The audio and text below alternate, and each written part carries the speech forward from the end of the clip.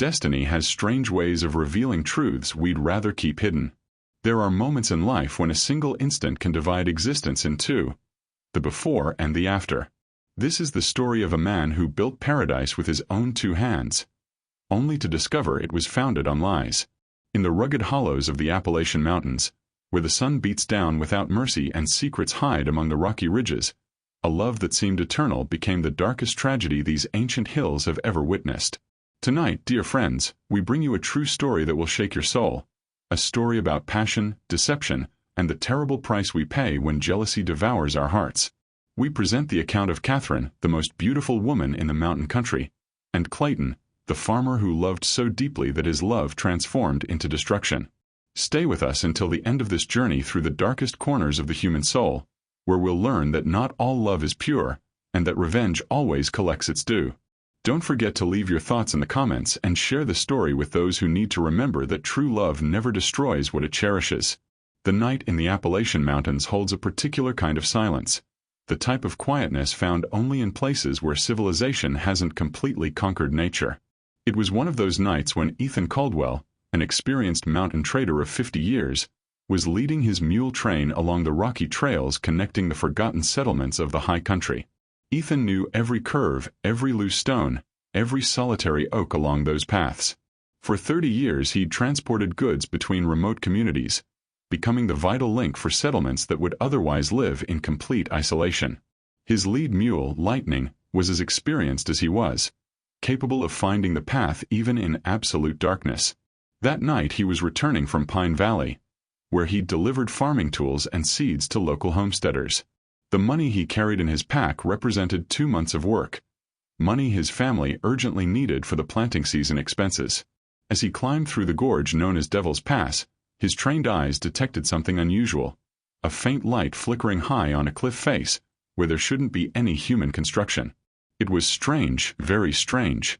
In all his years traveling these paths, he'd never seen any dwelling in such an inhospitable location. His natural curiosity told him to investigate, but his experience counseled caution. In these lonely places, unexpected encounters rarely brought good news. Could be outlaws, moonshiners, or simply folks who preferred isolation for reasons better left unquestioned. He decided to continue his route, but then the night silence was shattered by 2 sharp gunshots that echoed between the rock walls like thunder. The echo multiplied, bouncing in all directions, but Ethan could determine with certainty they came from exactly where he'd seen the light. He stopped his train immediately. His heart pounded hard, not from fear but from that tension every experienced man feels when sensing something terrible has just occurred. The silence following the shots was even more disturbing than the sound itself. Ethan faced a moral dilemma. He could continue his journey and pretend he'd heard nothing, arriving home safe before dawn. Or he could investigate, potentially risking his own life but possibly saving someone who desperately needed help. The image of his own family, his wife Martha and their 3 children, crossed his mind. What would happen to them if he died in these mountains by meddling in affairs that didn't concern him? But he also remembered his father's words, who'd taught him that a man of honor doesn't turn his back when someone might be in danger. After several minutes of internal deliberation, he made the decision that would change his life forever. He tied his mule train to a sturdy hickory tree and began climbing on foot up the barely visible trail leading toward the mysterious light. The ascent was arduous. The terrain was covered with loose stones threatening to betray him at every step. Thorns from mountain laurel and briars tore at his clothes and skin. But Ethan persisted, guided by a sense of duty he couldn't ignore. When he finally reached the top of the ridge, he found what seemed an impossible construction. A small cabin of rough-hewn logs and fieldstone, perfectly built, with a tiny corral and a garden cultivated with obvious care. It was evident someone had invested considerable time and effort creating a home in this remote place. He approached with extreme caution, controlling his breathing to make no sound. Through a window partially covered by a torn curtain, he could see the interior lit by an oil lamp casting dancing shadows on the walls. What he saw left him paralyzed. On the packed dirt floor lay the motionless body of a young woman. Her beauty was evident even in death.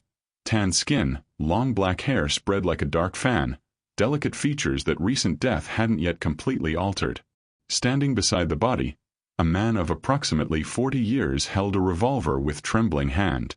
His face showed a terrible mixture of pain, rage, and something Ethan identified as regret beginning to break through the other emotions. The man was speaking, not to Ethan, for he didn't know he was being observed, but to the woman's motionless body. "Catherine, my Kate, why did you force me to do this? I loved you more than my own life, more than this sky that covers us, more than the air I breathe. But you betrayed me with him. With that damn man who promised you a world I could never give you." Ethan immediately understood he was witnessing the aftermath of a crime of passion. He knew his presence there wasn't safe. The man was clearly in a fragile and dangerous mental state. Without making the slightest sound, Ethan backed away from the window and descended quickly the way he'd come. His mind worked at full speed. The nearest town was 3 hours' hard ride away. Too far to arrive in time if the man decided to flee. But he remembered that Dr. Hayes, the only physician in the region, lived on a homestead barely an hour's distance. He mounted Lightning and set off at a frantic gallop through the night trails. Stones flew beneath his mule's hooves, and more than once he came close to falling into the ravines bordering the path. But urgency drove him forward. He arrived at Dr. Hayes' house when the first lights of dawn were beginning to paint the mountain peaks pink. The doctor was a 60-year-old man who dedicated his life to serving the most needy rural communities. His reputation for wisdom and compassion had made him a respected figure, consulted not only for medical matters but also as counselor and mediator in conflicts. After briefly hearing Ethan's account, Dr. Hayes asked no unnecessary questions. He dressed quickly, took his medical bag, and prepared his horse. Both men set out on the return journey toward the cabin on the ridge. When they arrived, the sun had already risen completely. Daylight revealed details darkness had concealed: a small but well-tended garden, washed clothes hanging on a line, wildflowers planted with love around the structure. It was evident this place had been a home where someone had tried to build happiness. The door stood ajar. Dr. Hayes called out with a firm but non-threatening voice. "Is anyone here? I'm Dr. Hayes. I've come to help." After a long silence, a hoarse and weary voice responded from inside. "Come in, doctor. I was expecting you." When they entered, they found the man sitting in a wooden chair beside a rough table. The revolver lay on the table, far from his reach. The woman's body had been covered with a hand-woven blanket. The man had been crying. His eyes were swollen and reddened, his face showing the marks of the deepest suffering. "My name is Clayton Parker," he said in a measured voice, as if he'd rehearsed these words for hours. "And I need to tell you my story, doctor. I need someone to understand why what happened. Dr. Hayes first approached the covered body, fulfilling his professional duty.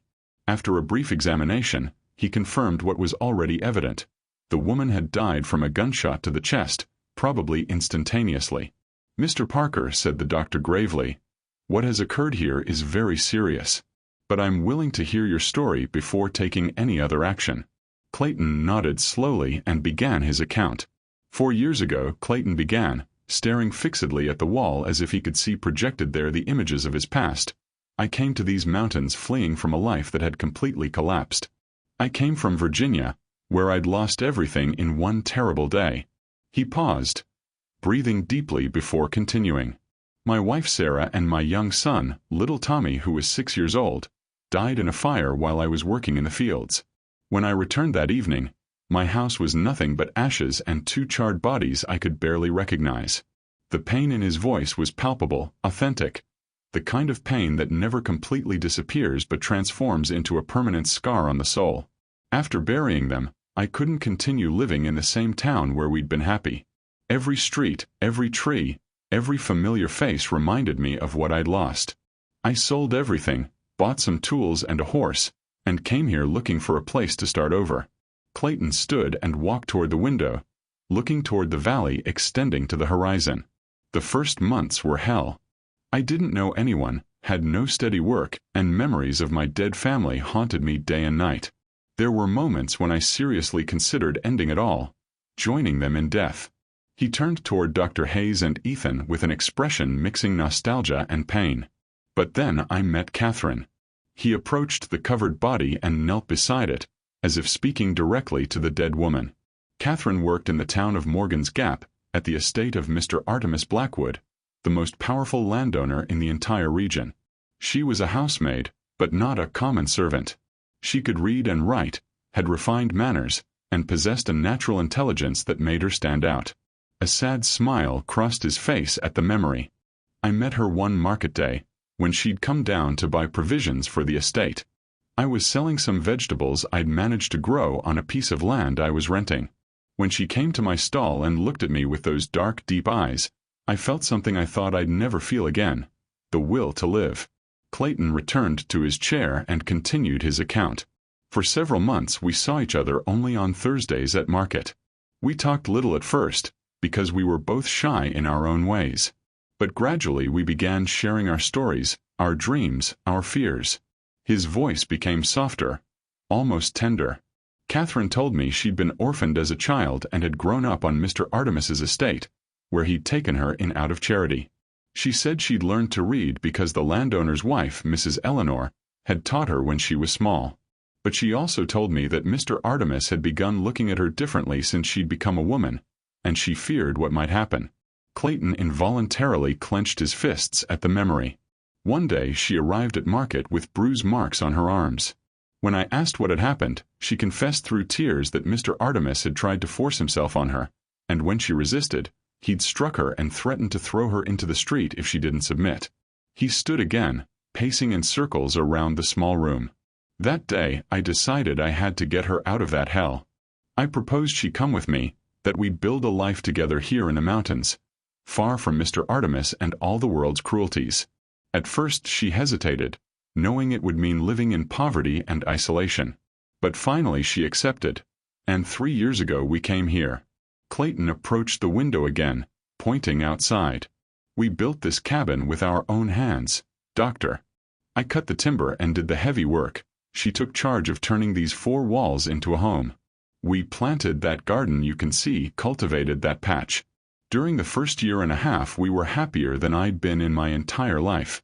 His expression changed then, becoming darker. Catherine would sing while cooking, laugh at anything, and at night we'd sit outside watching the stars and planning our future. We talked about having children, buying some goats, making our small homestead grow.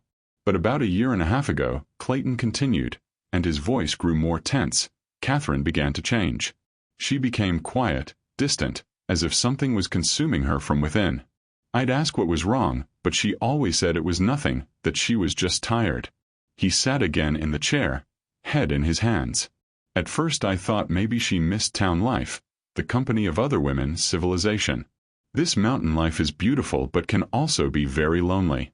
I tried going down to town more often, taking her with me when I had errands, but nothing seemed to restore her lost joy.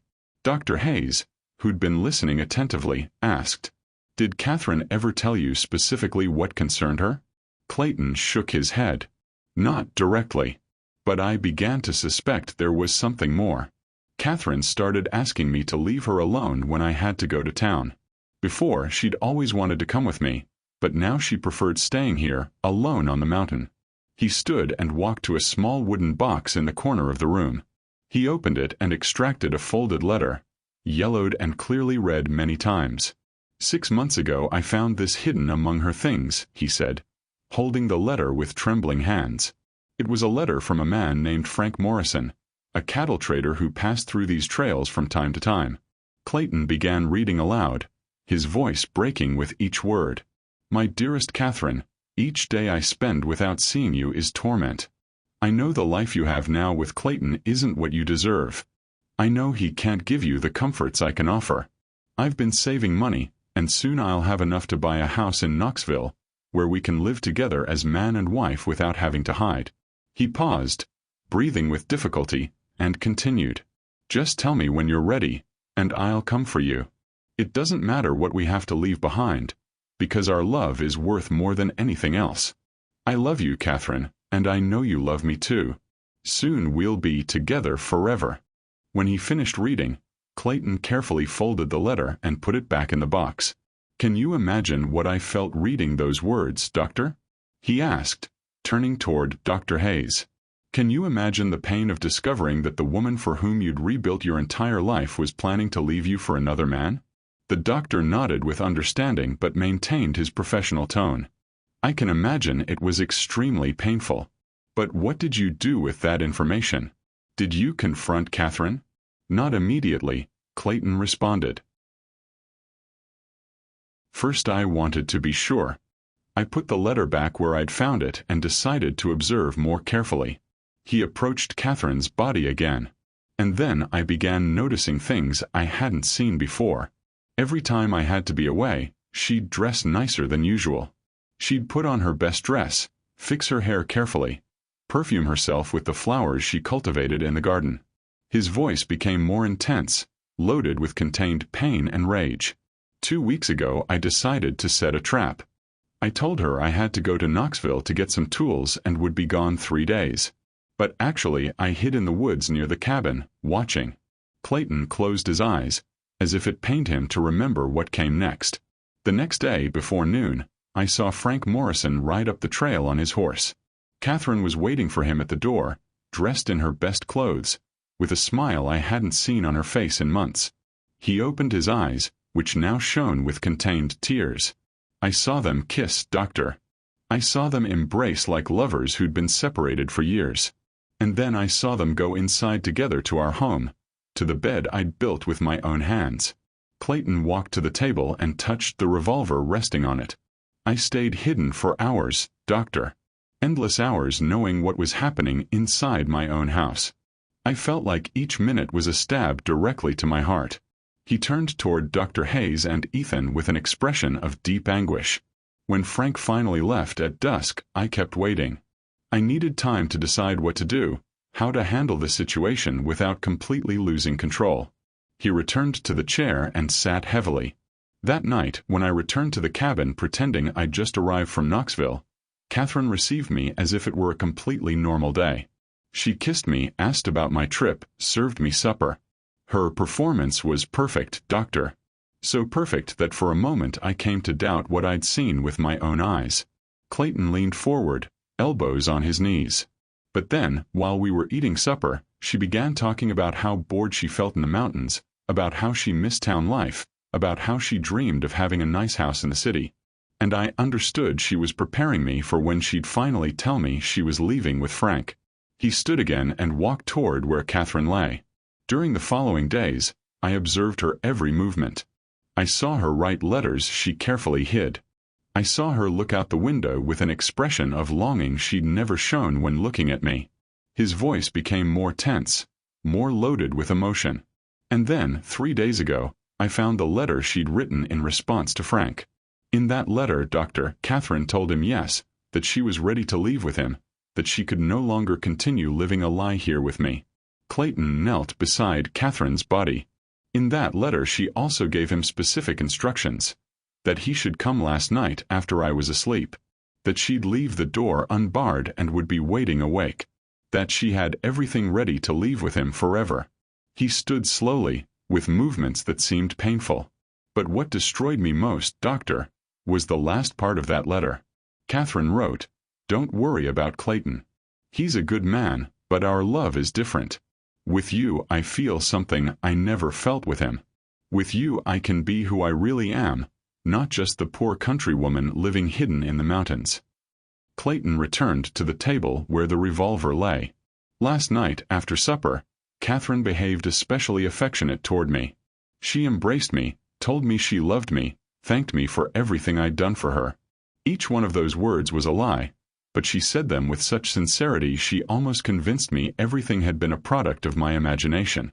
He touched the revolver with his fingers, without lifting it. We went to bed early. Catherine curled against me like she used to in the early days. But I could feel the tension in her body, could sense she was awake waiting for me to fall asleep. He raised his eyes toward Dr. Hayes. I decided to pretend I was sleeping. I began breathing deep and regularly. And it worked. After an hour, I felt her carefully get out of bed. Clayton walked toward the cabin door. I heard her move in the darkness, preparing a small bag with her belongings. She took only the essentials, some clothes, the money she'd saved, and that cursed letter from Frank. He stopped in the doorway, looking outside. Around midnight, I heard a horse's hooves approaching. Frank had arrived, just as they'd planned. Catherine opened the door before he had to knock, and I saw them embrace like they were the protagonists of some romantic story. His voice became harder, colder. I heard them whisper words of love, make plans for their new life together. And in all that time, not once did I hear Catherine express any remorse for what she was doing to me. Clayton turned toward the cabin's interior. It was when I saw Frank load Catherine's bag onto his horse that something inside me broke definitively. I took my revolver and stepped out of the shadows. He stopped, breathing deeply before continuing. When they saw me, both froze. I think Catherine thought she was dreaming, that it wasn't possible I was awake and aware of everything she'd planned. He walked to the center of the room, where the final confrontation had occurred. "Clayton," Catherine said to me with trembling voice, "I can explain everything. It's not what you think." But I was beyond explanations, Doctor. I'd heard enough lies. His voice broke slightly. "There's nothing to explain, Catherine," I answered. "I know everything. The letters, the secret meetings, the escape plans. The only thing I don't understand is why you didn't have the courage to be honest with me from the beginning." Clayton approached the covered body again. Then she began to cry. Real tears this time. She asked my forgiveness, told me she'd never wanted to hurt me, that she'd simply discovered she loved Frank in a way she couldn't control. He closed his eyes, clearly reliving those terrible moments. "I love you, Clayton," she told me through sobs. "But not in the way you need. I love you like the brother who saved me from a horrible life. But my heart belongs to Frank." He opened his eyes, which now shone with unshed tears. And that's when Frank spoke. He looked at me and said, "Clayton, you're a good man, but Catherine deserves something better than this hermit's life. Let her come with me and we'll all be happier." Clayton's voice became more intense, charged with renewed rage. "We'll all be happier." Those were his exact words. As if my pain didn't matter, as if the 3 years of my life I'd shared with Catherine meant nothing. He stopped in front of where Frank had been standing. I raised the revolver and aimed at him. My intention was to kill him, Doctor, not Catherine. He was the one who'd destroyed my happiness, who'd seduced my woman, who'd come to steal everything from me. Dr. Hayes leaned forward. But what happened then? Why was Catherine the one who received the shot? Clayton closed his eyes again. Catherine threw herself forward to protect him. When she saw I was aiming at Frank, she put herself between us. "No, Clayton," she shouted at me. "If you're going to kill someone, kill me, but don't hurt him." His voice reduced to a whisper. And in that moment I understood something that was more painful than all the previous betrayal. I understood that Catherine truly loved Frank more than she'd ever loved me. She was willing to die for him. Clayton opened his eyes, which now showed a mixture of pain and regret. The shot happened almost by accident. When Catherine threw herself forward, my hand moved instinctively. The bullet struck her in the chest. She fell to the floor immediately. He knelt in the exact spot where Catherine had fallen. Frank crouched beside her, trying to stop the blood, shouting for her to hold on. But I could see in his eyes he knew it was too late. His voice broke completely. Catherine looked at me one last time and whispered, "Forgive me, Clayton. Forgive me for not knowing how to love you as you deserved." And then she closed her eyes forever. The silence that followed was absolute. Dr. Hayes and Ethan remained motionless, processing the magnitude of the tragedy they'd just heard. "And what happened with Frank?" Ethan asked after several minutes. Clayton stood slowly. "Frank got up after Catherine died. He looked at me with an expression I'll never forget. It wasn't hatred in his eyes, but an infinite sadness. 'There,' he told me in a broken voice. 'You've destroyed the only good thing in your life.'" Clayton walked to the table. I expected Frank to try to attack me, to try to avenge Catherine's death. But he didn't. He simply approached her one last time, tenderly closed her eyes, and then headed for the door. He turned toward Dr. Hayes. Before leaving, Frank stopped in the doorway and told me, I hope you can live with this, Clayton. I hope that every time you close your eyes, you see her face and remember you killed her for not being able to let her be happy." Then he mounted his horse and disappeared into the darkness. Clayton returned to Catherine's body. After he left, I stayed alone with her.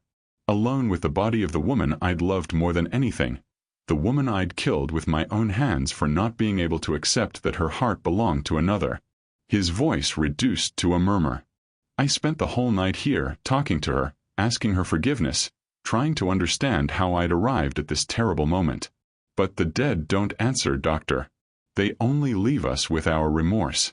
If this story has moved you, remember to give it a like, support our work by subscribing to the channel and activating the bell to receive notifications when we publish new videos. Leave your opinion on the subject discussed. Stay with us and discover the surprising ending that awaits us. Dr. Hayes approached Clayton and placed a compassionate hand on his shoulder. "Mr. Parker, I understand you've been through something terrible. But now you must face the consequences of your actions. What you've done is a serious crime." Clayton nodded slowly. "I know, Doctor. And I'm prepared. In fact, I've been waiting for this moment since I pulled the trigger. Because even though Catherine betrayed me, I had no right to take her life." He moved away from the body and walked toward the window overlooking the valley. "During these hours alone, I've thought a lot about everything. About my first wife Sarah and my son little Tommy, who died in that fire. About the 3 years of happiness I had with Catherine before everything got complicated.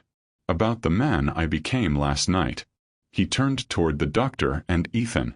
"The man I was before last night would never have been capable of killing, no matter how much pain he felt.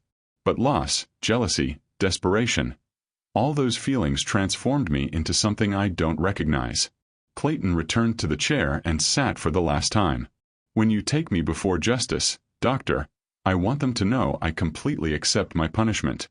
But I also want them to understand that the man who killed Catherine last night no longer exists. That man died along with her." Dr. Hayes nodded gravely. "Mr. Parker, we must go to town and notify the authorities. You need medical attention and must face the appropriate legal process." Clayton stood. "There's something I want to do before we leave, Doctor." He walked to a small trunk in the corner and extracted a brightly colored woven shawl. "I gave Catherine this shawl the day we arrived here. It was the only pretty thing I could afford then, but she wore it with pride as if it were fine silk." He approached Catherine's body and with careful movements placed the shawl over her shoulders. "I want them to bury her with this. Wherever she rests, I want her to have something that reminds her of the days when we were happy together, before secrets and lies destroyed everything." Dr. Hayes nodded. "I'll make sure your wishes are respected, Mr. Parker." Clayton looked around the cabin one last time. This cabin was built with so much love, with so many hopes. Now it'll be remembered as the place where love became tragedy. He headed toward the door. "I'm ready, Doctor. Let's go." The 3 men left the cabin and began the descent toward the valley. The contrast between the dawn's beauty and the tragedy they just witnessed was almost surreal. As they rode toward town, Ethan reflected on the extraordinary events he'd witnessed. He'd left his home as a simple trader and now was witness to one of the most tragic stories he'd ever heard. When they reached the town of Copper Ridge, Dr. Hayes directed the group straight to the home of the local judge, Robert Sullivan, a respected man who'd administered justice in the region for more than 15 years. The judge was a 55-year-old man with gray hair and an expression of wisdom that inspired confidence. He received the visitors in his study and listened attentively while Clayton repeated his complete confession. When Clayton finished, the judge remained silent for several minutes, considering all aspects of the case. "Mr. Parker," he said finally, "you have committed the crime of manslaughter. However, it's also evident you acted under extreme provocation, and your voluntary confession demonstrates genuine remorse." The judge stood and walked toward the window. "Considering the mitigating circumstances, the prolonged betrayal, the extreme emotional state, and your complete cooperation with justice, I sentence you to 8 years in the state penitentiary, with possibility of parole after 5 years for good behavior." Clayton received the sentence calmly. "I accept your decision, Your Honor." I only ask that Catherine receive a dignified burial and that her grave have a headstone that remembers her with respect." The judge nodded. "I'll personally see to it, Mr. Parker." That afternoon, Clayton was transferred to the state penitentiary. Before leaving, he said goodbye to Dr. Hayes and Ethan. "Thank you for your understanding," he told them. "I hope someday I can show you it wasn't in vain." Years passed. The story of Clayton and Catherine became local legend, told as warning about the dangers of jealousy and possessiveness. Dr. Hayes kept his promise. Catherine was buried in the town cemetery with a headstone that read, "Catherine, a woman who loved and was loved, who lived and died too young." Ethan never forgot the lessons of that night. He returned to his home with renewed appreciation for his family and became an advocate for honest communication in relationships. Clayton served exactly 5 years before being released for good behavior. During his time in prison, he learned several trades and participated in rehabilitation programs. When he was released, he settled in a distant city where no one knew his story. He never remarried, but dedicated his life to helping young men facing similar problems, working as a volunteer in community centers and sharing his story as warning. If you wish to hear more stories like this, don't forget to subscribe to the channel, activate the notification bell, leave your like if this story impacted you, and above all, share this video with someone who needs to remember that true love never destroys. Leave us in the comments your opinion about Clayton's decisions. Was the betrayal a justification? Or does no pain justify taking a life? Years later, when he was already an old man, Clayton wrote a letter to Dr. Hayes. "Doctor, not a day passes without my thinking of Catherine and the life we could have had if I'd been mature enough to accept that true love sometimes means letting go.